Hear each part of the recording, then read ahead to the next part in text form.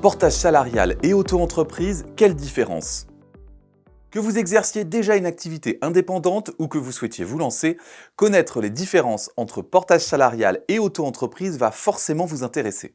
Le portage salarial et l'auto-entrepreneuriat sont deux dispositifs qui permettent d'exercer une activité indépendante. Quand l'un revient à être salarié, l'autre consiste à créer une entreprise.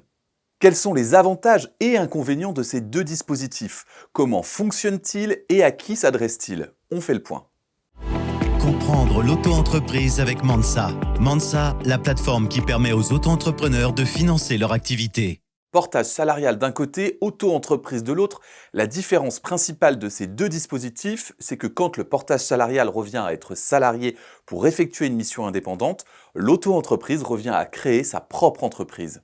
Le portage salarial nécessite une société de portage. Un contrat de travail lie l'indépendant et la société de portage. L'indépendant effectue la prestation commandée par son client, puis la société de portage facture le client de l'indépendant.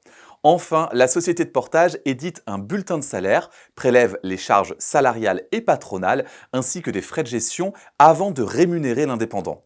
Pour l'indépendant, les avantages sont nombreux. Parmi eux, pas de création d'entreprise, pas de gestion administrative et comptable, la possibilité de déduire ses frais, pas de plafond de chiffre d'affaires et des droits au chômage. Si ce dispositif est confortable, il est cependant très coûteux. 40% au titre des charges sociales et patronales, 3 à 10% au titre des frais de gestion. En moyenne, choisir le portage salarial revient à reverser 45% de sa facturation, soit 450 € sur 1000 € facturés. Il existe des dizaines de sociétés de portage salarial. Ces sociétés sont plus ou moins compétitives avec des frais de gestion qui vont de 3 à 10%. Côté auto-entreprise, il s'agit de créer votre propre entreprise. Comparé au portage salarial, l'auto-entreprise est beaucoup plus économique en termes de prélèvements obligatoires. 12,8% pour les activités de vente de marchandises et 22% pour les activités de services et les activités libérales, soit 2 à 3 fois moins que le portage salarial. Par conséquent, les contraintes sont plus importantes. Parmi elles, pas de déduction des frais, gestion administrative et comptable, pas de droit au chômage.